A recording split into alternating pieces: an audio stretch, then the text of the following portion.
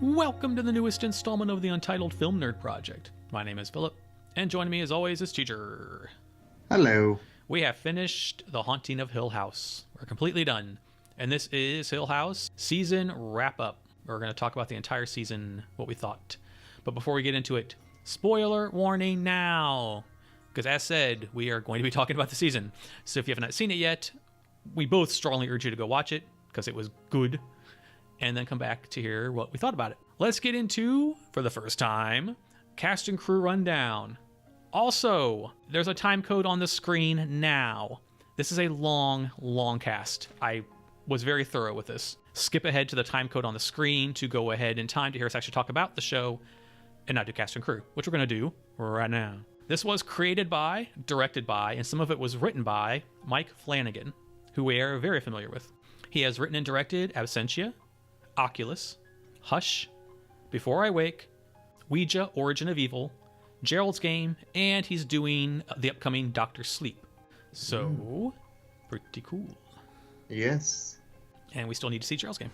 Mm-hmm. As for the cast, Olivia Crane was Carla Gugino. We just saw her in Elizabeth Harvest in October. She's also been in Gerald's Game, San Andreas, Sucker Punch, The Watchmen, and Sin City. Older Hugh Crane was Timothy Hutton. He's been in tons of stuff, but he's been in Beautiful Boy, which I don't think I can watch. It looks a bit too much for me. The American Crime TV show, #horror, unfortunately. The Good Shepherd.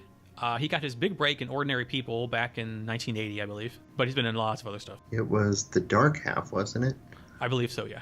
Young Hugh Crane was Henry Thomas. He's been in Gerald's Game, Ouija, Origin of Evil, Desperation, which was a really good book, but mediocre TV show, Gangs in New York, and he was all the way back in the day, he was in E.T., among many, many other things. I think he was Elliot, yes. I think. He's been in lots of stuff. Yeah, I remember seeing the name pop up on the credits, and I was like, I know that name. Yeah, apparently in the show somewhere, there's an E.T. lunchbox with his picture on it. Mm-hmm. From being in the movie. I thought that was pretty cool. Adult Stephen Crane, massive douche, was Michael Huisman. I knew him. I know him from Game of Thrones. He was Dario Naharis. I was like, I know you now. It's like, yes, finally. Because we didn't look at the cast at all. Mm-hmm. And, you know, like, it was just bugging. Some of these people I knew, and it was bugging me. I've also seen him in Orphan Black, which is also a really good show. He was in The Invitation, and he was in World War Z, among many other things. Young Steven was Paxton Singleton, and his IMDb pic looks like the angriest child. It just cracked me up. This is also literally his second thing ever, and his first thing was a short. So, kudos, sir. Adult Shirley Crane, also a massive douche, was Elizabeth Reeser. She was in Ouija, Origin of Evil. She was in Twilight. That was her big role as Esme Cullen. Oh. Yeah. And she was in a movie I saw way back in the day called The Believer. So, yeah, she's been in tons of other stuff too. I'm just like stuff that people would know or that we might know from, you know, et cetera, et cetera. Mm-hmm. Young Shirley, who I knew I recognized, is Lulu Wilson. She was in Annabelle Creation. She was also in Ouija, Origin of Evil. She was somewhere in Ready Player One. And she was in Deliver Us from Evil. And I wrote here, I like how some child actors just gravitate towards horror. Mm-hmm. It's just kind of cool to me. Adult Theodora Crane, was Kate Siegel, who was actually married to Mike Flanagan. She has been in Gerald's Game, Ouija, Origin of Evil, Hush, and Oculus. There's a lot of overlapping here. I think it's kind of cool. Young Theo was McKenna Grace, who I thought also did a great job. She was in a movie that you've been trying to get me to see for a while, Suburban Gothic. She has a recurring role, or had. She's many, many episodes on The Young and the Restless. She was in Amityville: The Awakening. She was also in Ready Player One somewhere. And she is going to be in the Untitled Annabelle film. Adult Luke Crane was Oliver Jackson Cohen. He's been in The Raven, which was and lots of TV stuff. Young Luke was Julian Hilliard. This is his third thing ever, one short and one movie previously. Adult Nell Crane is Victoria Pedretti. This is literally her second thing ever. So, kudos to you, ma'am. Yeah, kudos to her. Young Nell was Violet McGraw. This is her fourth thing ever. She had 2 bit parts on TV shows and an uncredited role also in Ready Player One. I guess everyone was in Ready Player One. Mrs. Dudley was Annabeth Gish, who I knew we knew. She's been in the X-Files reboot. She was in Before I Wake. She was the caseworker. That's right. Yup. She's been in lots of TV, and she was also in the TV movie Desperation. Mr. Dudley is Robert Longstreet. He's in a movie that you've talked about watching, Sorry to Bother You. He was in Signal, the 2014 one. Pineapple Express, and a really good movie with Jamie Bell called Undertow. Kevin Harris was Anthony Ruvivar. Sorry, I've butchered your name, sir. That's hard to say. He's been in the Scream TV series. He was in American Horror Story as Richard Ramirez and as Miguel, I think in season 1. He's also been in Tropic Thunder, Starship Troopers, and lots of TV. Lee Crane, Steve's wife, was Samantha Sloyan. She was in Hush as Sarah, and she's been in lots of TV.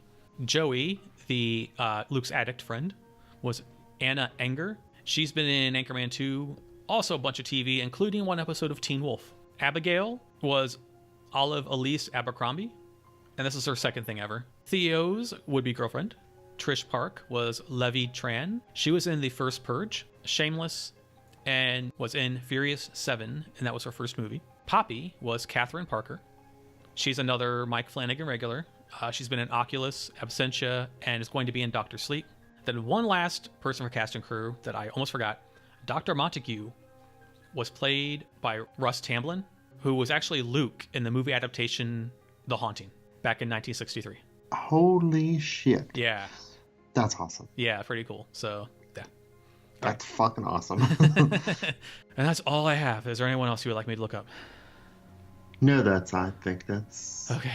everyone. That's Cast and Crew Rundown. We're top of the season now as I gather my breath. As we've said over the course of the nights that we watched it, I think we were both big fans of what we saw. It felt like an intricate puzzle, the way it was like wove in and around itself.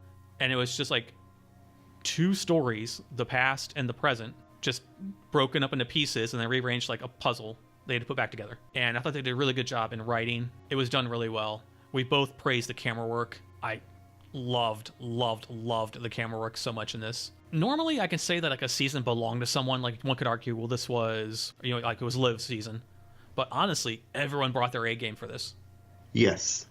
Everyone from main players to supporting cast. Everyone got some kind of monologue. Like Mr. Dudley, Mrs. Dudley, all both had great monologues in and of themselves. And then the child actors did a great job. It's like we talk about sometimes about actors, good actors in bad movies because they're not given a lot to work with, or bad shows because they're not given a lot to work with.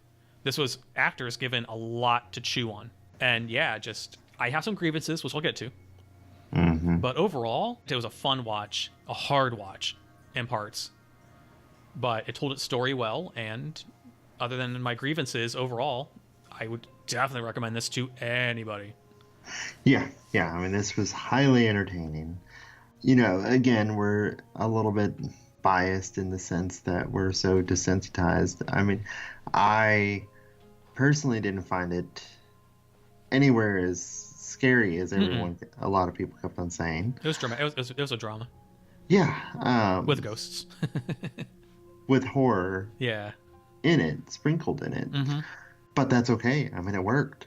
Like Channel Zero is more horror to me. Yeah. Than this. This is just like a family drama with ghosts as window dressing. Mm-hmm. I never read the book, but I had seen the 1963 version. And it's like one of my absolute favorite movies. I absolutely loathed the remake. Mm-hmm, I know. Because it did some stupid shit in there. But I hadn't noticed until a friend had pointed out. Like, I already picked up on that Shirley was named after the author. Yeah, Shirley Jackson.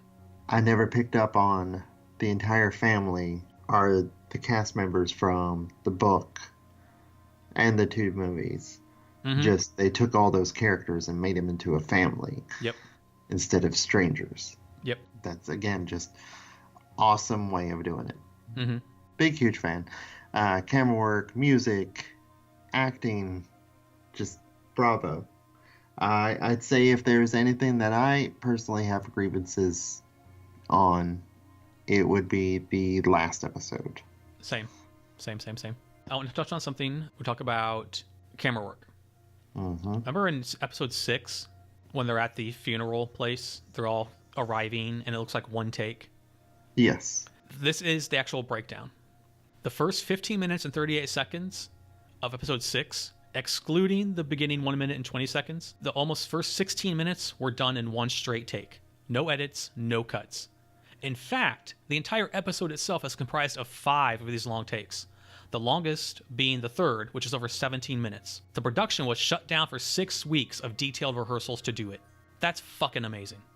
Yeah. Like, wow. It looked like one take, and I remember when I said in the review of that night that, if it was one take, wow. And it was. So, wow. To accomplish that, like I talked about, like the emotions, and you talked about how the camera would pan and move in circles, and people had to be in the right spots and reacting in certain ways, and just that made me just appreciate it even more. Yeah. Where this show fell apart for me, and I agree 100%, for me it was the last episode as well, but those first 9 were so good. Mm-hmm. I referenced the score during Mr. Dudley's speech or monologue to the dad in the basement. It was just Mr. Dudley talking and the camera was focused on him, and then the piano starts very softly, and then the violin starts with it very softly, and then slowly picks up as he's talking. He was like 70% into his monologue, and then it started. That moment stuck out to me as being one of the most awesome examples of how great the score was. And when talking to, I think it was like 2 different people that had seen it, both people pointed out that monologue too. Oh, really? Yeah. Oh, right on. Which again goes to show just how powerful a job that entire monologue and how it was shot and everything was. Everyone's monologues were good, though. Mrs. Dudley's monologue to Liv. Ah, yeah. When she was sitting on the little couch thing or whatever the hell that thing's called. Mm-hmm. That was great. Theo's monologue to Shirley was great. Mm-hmm. Nell just had some of the best fucking stuff to chew on in this season. Yeah. Carla Gugino did a fucking amazing job. She brought so much emotion. Just doesn't do the word justice. It just doesn't do her performance justice. She brought so much like reality almost. Yeah. Like this felt like a tormented person.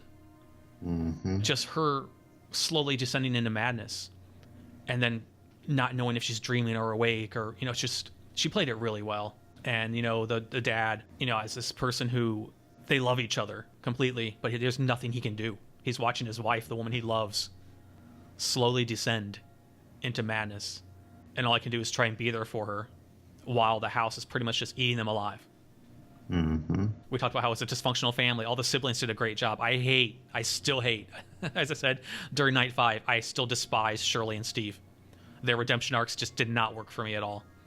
I thought they were such unlikable characters that what happened wasn't enough for me, especially Shirley. I still think she's an uber dick, and she did not deserve any of the forgiveness that she was asking for, in my opinion, of course. Luke playing an addict did a great job.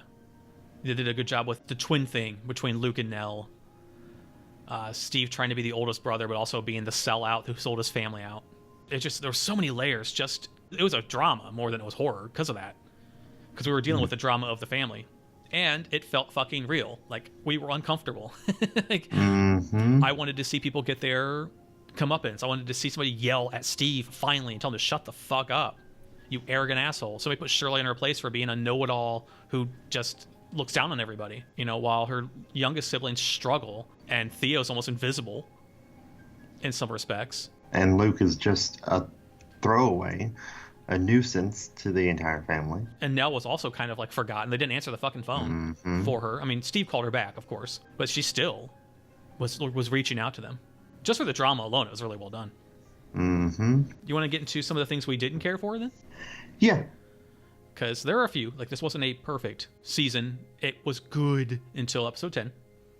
And I thought it kind of dropped the ball in the last episode. My grievances, I thought it could have used at least 2 more episodes. I thought there was way too much crammed into the last one with the drama and the reveal and the resolution.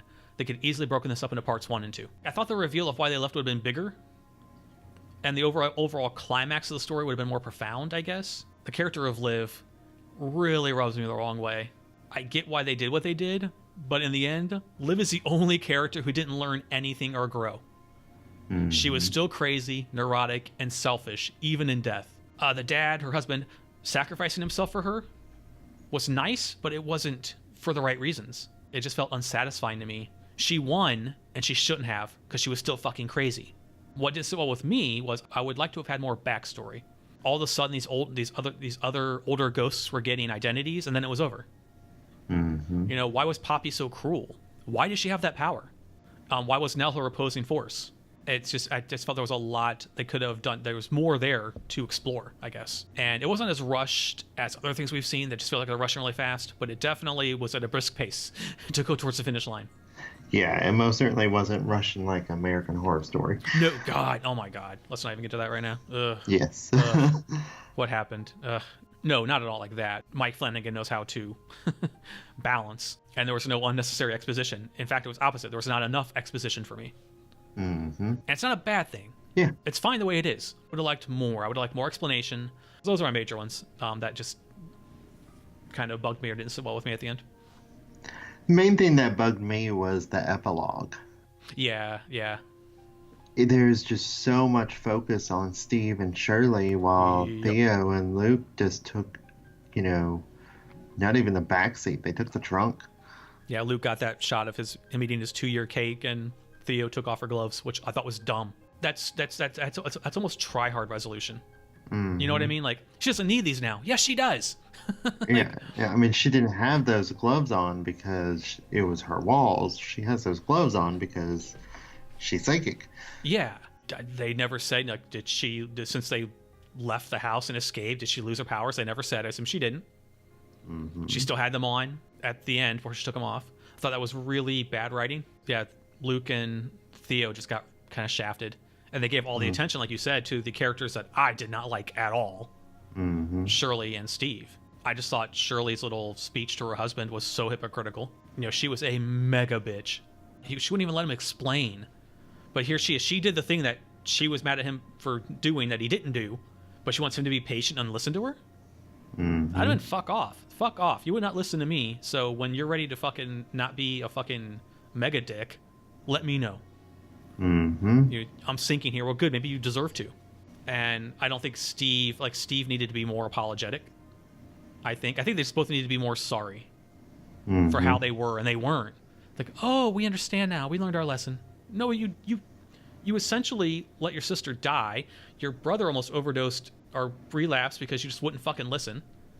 Well, not because of that, but they were there, but then they weren't. And Theo, like, it was like when Theo was trying to explain to Shirley what happened to her, and Shirley would not fucking listen. I mean, to go along with what you were saying about Luke, I think the older siblings hold a lot of responsibility for how Luke and Nell turned out, because them as kids experienced more in the house. Yep.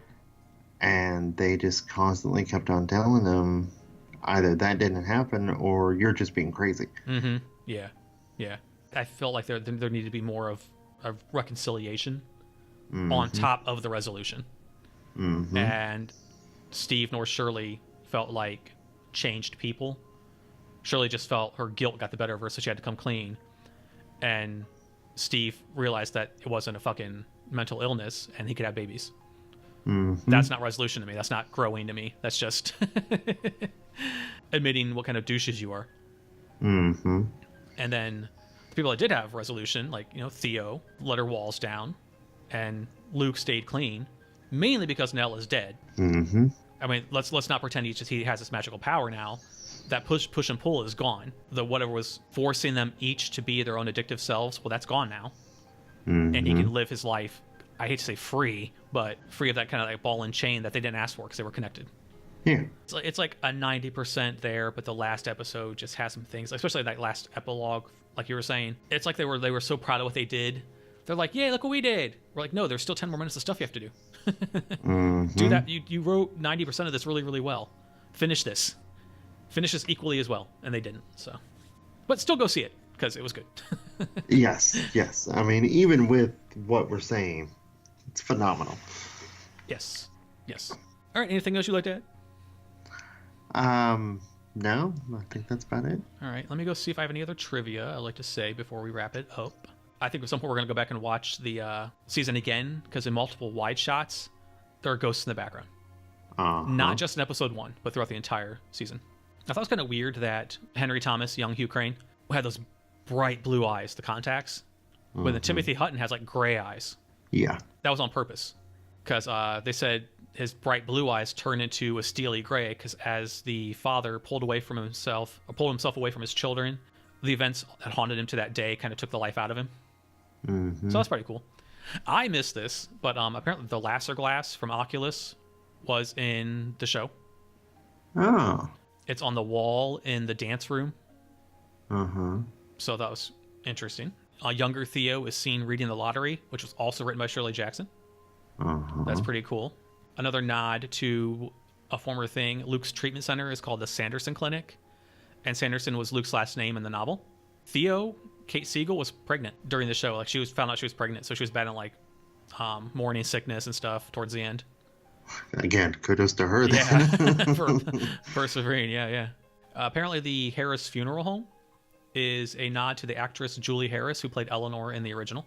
Awesome. 1963 one, so more little stuff added in there. Apparently, maybe you, because I haven't seen it, but during the opening credits, there's a veiled statue similar to the one in Eleanor's room in the 1963 one. Possibly. I mean, I can tell you, no, I don't remember that. Oh, okay. But it's also because, I mean, last time I watched The Haunting, I was working at Hollywood Video, so... Okay, yeah. It's been a minute. All right, well, anything else? No, I think that's about it. Well, that wraps up our journey into The Haunting of Hill House. It was a fun ride over 5 nights. It's one of those ones, you know what, even for our nitpicks, we're going to be watching it again eventually. Yeah. To pick up on stuff that we missed. And I have a friend who wrote me that said when she watched it again, and there's more stuff she's discovering with what she knows now. But that wraps it up for us here. Once again, my name is Philip. And I'm TJ. And we'll return very, very soon. Goodbye. Bye.